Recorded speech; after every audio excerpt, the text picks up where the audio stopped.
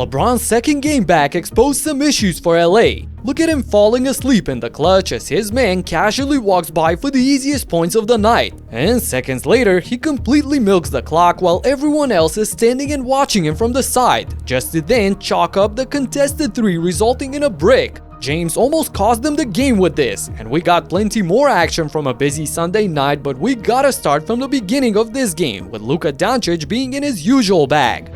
Doncic gonna get a foul, and he scores, and one for Luka. We only have 3:02 remaining in the quarter. Luka dancing, scoring! You see that move? Behind the back dribble to split two defenders. That is difficult. After tonight, Luka stops, pops, he's got it! Luka led the Lakers with 15 points in the first half, but it was his handles and passing that got the crowd in shambles. Only lost 2. Oh, good play by Luka. Steps up ahead, here he goes, underneath! What a play! Showtime! Luka nutmegs K.Love before throwing the lob to Hayes for the slam. And the magic didn't stop there because... Oh, behind his head. Can Marcus hit this one? He pays it off! That's the way to pay off that pass! He throws a behind-the-back pass to the open Smart for the 3. His vision is unreal, and LeBron knows that, so I guess that's the reason he's not getting back on defense. Just go 2-on-1 and make the easy play. Well, LeBron is going to take it himself. And we got the same situation in the third quarter as well. There's only 9 players in the frame right here, so where's James? Yup, waiting for the touchdown pass on the other end. Yes! We know that he can still dunk, but the Lakers' success this season depends on whether he can be a reliable piece on defense, not absent. Regardless, Doncic kept pouring in, so the Lakers built a comfortable lead in the final period. He's going to step back. That little 1-foot step back is good for 2 more. Lakers get to the double-digit mark. Luka for 3! Luka!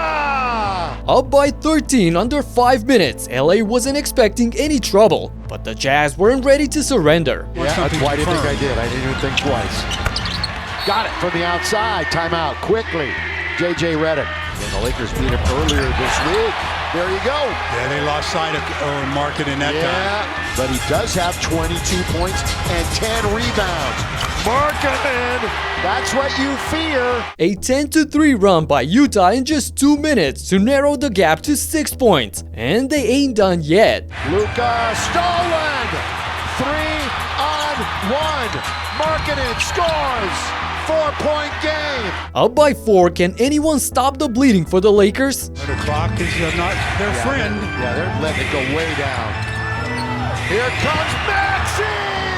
Throw it down, big fella! Maxi Kleber, out of all people, gets past Nurkic and dunks the ball to give his team some breathing room. Then follow LeBron on this play. James completely forgets about his matchup and lets him score with ease. And on the other end, I'll just turn on the stopwatch to see how many seconds LeBron wasted off the clock.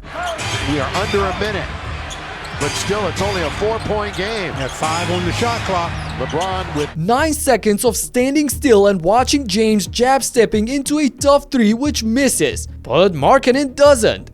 Here comes Markkanen! It's a 1-point game. Lowry makes the 3 in transition for a total madness in the arena. All of a sudden, we have a 1-point game. And the Lakers' problems remain on the offensive end as Doncic almost lost the ball. Taken away for the moment. Reeves, not this time!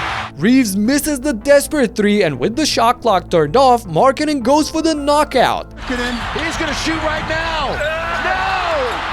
Luka saves! Lowry creates a great look, but the ball rims out, and now they must foul. So they send Luka on the foul line, who must hit both shots for the Lakers to be safe. But he misses the first free throw, and the Jazz take the timeout to draw a potential game-winning 3. 3 to go ahead, a 2 to tie.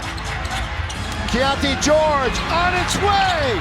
Not there, Lakers are gonna survive and win this game! Oh my goodness! Keontae George took an impossible shot from the corner but hit the front iron, and the Lakers survived in the wild ending. With such experienced closers and LeBron and Luka on the court, I expected a much calmer finish. Moving on to Atlanta for the game between the Hawks and the Hornets, which also went down to the wire. After trailing by 10 points in the fourth, the rookie Knipple won't stop shooting and eventually converts the 4-point play to put his team up by 3. He's got it, and a foul on Onyeka.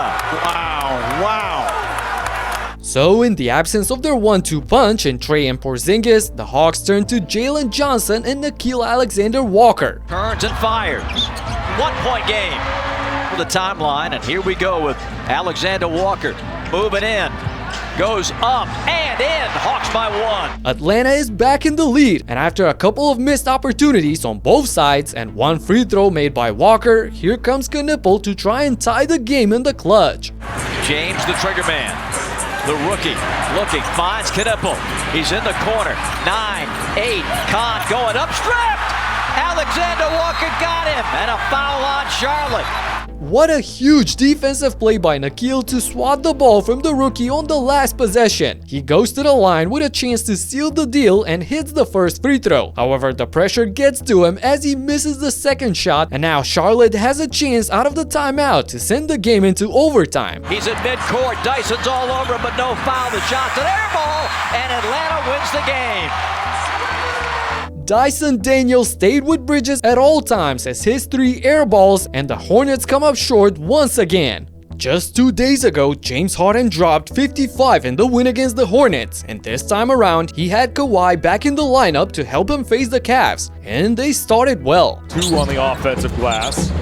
Harden works on the rookie Proctor. Harden in his 17th season out of Arizona State. Banks it up and banks it in. The Clippers had an 8-point lead in the first quarter, looking ready to build on the momentum. However, Donovan Mitchell was on a whole nother level. And to go in the first quarter, Mitchell baptized Sanders. He flips it up and in. On Friday, Donovan went for 32 points. Here's a steal by Travers.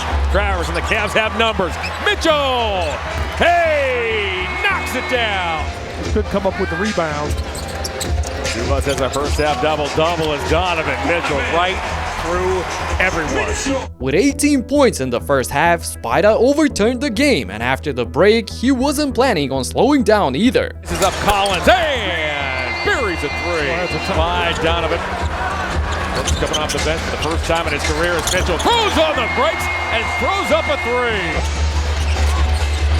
3. Mitchell got it!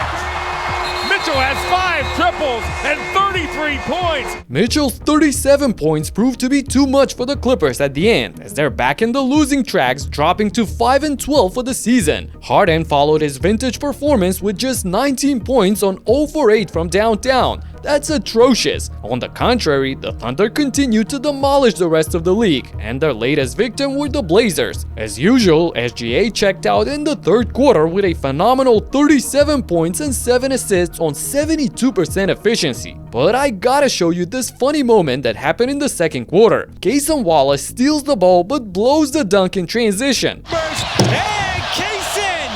He jumped from too far away. And this wouldn't be anything special if it didn't happen again in the third period. Plays like Hartenstein's doing out here in the open floor. Come on, Nick, keep the play-by-play going, man. Don't worry, Cason, it happens to the best of us. Regardless, the Thunder got their 17th win in 18 games, and it wouldn't surprise me if they got over 70 this season. On the other hand, the Raptors continue to shock me. Quarter, the cut by Walter. Great read by CNB. Scotty saves it. RJ, the 3. Got it. Finds quickly the 3. Last night, they beat the Nets on a total team effort of 8 guys scoring in double digits. This was Toronto's 7th win in a row, and they're sitting at number 2 in the East at the moment. This is unbelievable, and nobody expected this for sure. And I sure as hell did not expect my Knicks to try and choke away a game that they already won against the Mavs, but that's exactly what happened in a controversial finish. So you gotta check out just what happened right here in this video. Talk to you in the next one. Peace out.